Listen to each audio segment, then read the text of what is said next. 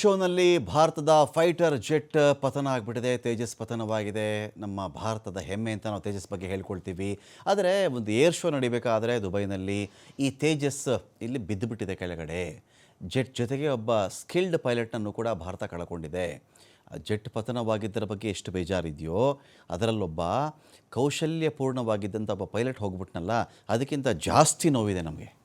ಇರಬೇಕು ಆ ಥರ ಒಂದು ಇಡೀ ಜೀವನವನ್ನು ತ್ಯಾಗ ಮಾಡಿಬಿಟ್ಟಿರ್ತಾನೆ, ಕನಸು ಕಂಡಿರ್ತಾನೆ.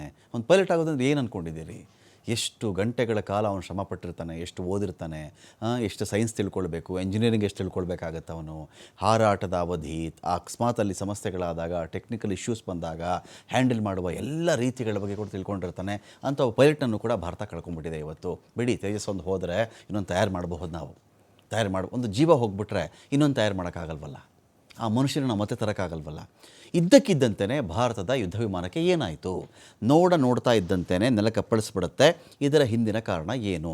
ನೆಗೆಟಿವ್ ಜಿ ಟರ್ನ್ ಚಾಲನೆಯೇ ದುರಂತಕ್ಕೆ ಕಾರಣವಾಯಿತಾ? ಈಗ ಇಂಥ ವಿಚಾರಗಳಲ್ಲಿ ಏನಾಗುತ್ತೆ, ನಾವು ಅನಾಲಿಸಿಸ್ಸು ಏನು ಬೇಕಾದರೂ ಮಾಡಬಹುದು. ಈಜು ಬರದೇ ಇದ್ದವನು, ಎಂದೂ ನೀರಿಗೆ ಇಳಿಯದೇ ಇದ್ದವನು ಈಜಿನ ಬಗ್ಗೆ ಎಲ್ಲ ಮಾತಾಡಬಾರ್ದು. ಹಾಗಾಗ್ಬಿಡುತ್ತೆ, ಇದು ಹಾಸ್ಯಾಸ್ಪದ ಆಗಿಬಿಡುತ್ತೆ.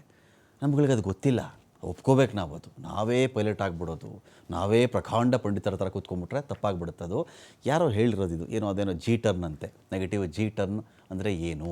ಈ ಒಂದು ವಿಚಾರದಲ್ಲಿ ನೆಲಕ್ಕಪ್ಪಳಿಸುವ ಮುನ್ನ ನೆಗೆಟಿವ್ ಜಿ ಟರ್ನ್ ನಡೆಸ್ತಾ ಇದ್ದದ್ದು ಜೆಟ್. ಇದು ನೆಗೆಟಿವ್ ಜಿ ಅಂತ ಹೇಳಿದ್ರೆ ಗುರುತ್ವಾಕರ್ಷಣೆಯ ವಿರುದ್ಧ ದಿಕ್ಕಿನಲ್ಲಿ ಚಲನೆ ಆಗುತ್ತಲ್ಲಿ. ತಲೆ ಕೆಳಗಾಗಿ ಭೂಮಿಯತ್ತ ಚಲಿಸುವುದೇ ನೆಗೆಟಿವ್ ಜಿ ಟರ್ನ್. ಆಲ್ಮೋಸ್ಟ್ ಅದನ್ನು ನೋಸ್ ಡೈವ್ ರೀತಿಯಲ್ಲಿ ಇರುತ್ತದು. ತಲೆ ಕೆಳಗಾಗ್ಬಿಟ್ಟು ಅದನ್ನು ಮಾಡುವಂಥ ಒಂದು ವಿಚಾರ ಆಗಿಬಿಡುತ್ತೆ. ಆಗ ಪೈಲಟ್ ದೇಹದ ರಕ್ತ ಏಕಮುಖವಾಗಿ ತಲೆಯತ್ತ ಹರಿತಾ ಇರುತ್ತೆ. ತಲೆ ಕಡೆಗೆ ಬಂದುಬಿಡುತ್ತೆ, ಫ್ಲೋ ಆಗ್ತಿರುತ್ತೆ. ಏಕಾಏಕಿ ತಲೆ ಕೆಳಗಾಗಿ ಚಲಿಸಬೇಕಾದ್ರೆ ಪೈಲಟ್ಗೆ ದಿಕ್ಕು ತಪ್ಪಿದಂತಾಗಬಹುದು, ಅಥವಾ ಪೈಲಟ್ ಪ್ರಜ್ಞೆಯನ್ನು ಕೂಡ ಕಳ್ಕೊಳ್ಳುವಂಥ ಚಾನ್ಸಸ್ ಇರುತ್ತೆ. ಇಂತಹ ಗಂಭೀರ ಪರಿಸ್ಥಿತಿ ನಿಭಾಯಿಸೋದಕ್ಕೆ ಅಪಾರ ತರಬೇತಿ ಇರುತ್ತೆ ಅವರಿಗೆ. ಆದರೆ ಎಲ್ಲ ಸಂದರ್ಭದಲ್ಲಿಯೂ ಕೂಡ ನಮ್ಮ ದೇಹ ಸ್ಪಂದಿಸದೇ ಇರಬಹುದು. ದುಬೈ ಏರ್ ಶೋನಲ್ಲಿ ಆಗಿರುವುದು ಕೂಡ ಇದೆ ಅಂತ ಹೇಳಲಾಗ್ತಾ ಇದೆ. ಇಲ್ಲಿ ತೇಜಸ್ ಒಂದು ಲೂಪ್ ಮನೋವರ್ ಚಾಲನೆ ಪೂರ್ಣಗೊಳಿಸುತ್ತೆ, ಮತ್ತೆ ಸಮತೋಲನಕ್ಕೆ ಬರೋದಕ್ಕೆ ಪ್ರಯತ್ನ ಪಡ್ತಾ ಇತ್ತು. ಇದೇ ವೇಳೆ ವಿಮಾನ ಇದ್ದಕ್ಕಿದ್ದಂತೆ ಎತ್ತರವನ್ನು ಕಳೆದುಕೊಂಡ್ಬಿಡುತ್ತೆ. ಇದನ್ನು ವಿಡಿಯೋದಲ್ಲಿ ಗಮನಿಸಬಹುದು. ಈ ಮಹತ್ವದ ಕ್ಷಣಗಳಲ್ಲಿ ಏನೋ ಗಂಭೀರ ಸಮಸ್ಯೆ ಎದುರಾಗಿರಬಹುದು ಅಂತ ಆಯಿತು. ಏರ್ ಶೋಗಳಲ್ಲಿ ಹಾಗಾದರೆ ದುರಂತಗಳು ನಡೆದೇ ಇಲ್ವಾ?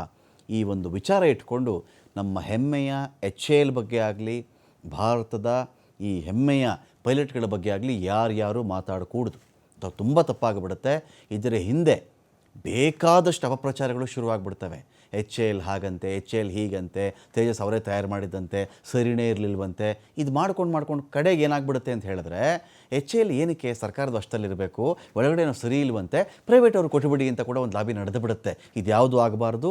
ಇದೇ ತೇಜಸ್ ಹಾರಾಟ ಬೆಂಗಳೂರಲ್ಲಿ ನಡೆದಾಗ ನಾವೆಲ್ಲ ಎಷ್ಟು ಖುಷಿಯಿಂದ ತಲೆ ಎತ್ಕೊಂಡು ಸಪೋರ್ಟ್ ಮಾಡಿದ್ದೀವೋ, ಇದು ಇವತ್ತು ಅದು ಪತನವಾಗಿರುವ ಹೊತ್ತಲ್ಲೂ ಆ ಪೈಲಟ್ನೊಂದಿಗೆ, ಆತನ ಫ್ಯಾಮಿಲಿಯೊಂದಿಗೆ, ತೇಜಸ್ನೊಂದಿಗೆ ನಾವೆಲ್ಲರೂ ಇರಲೇಬೇಕು.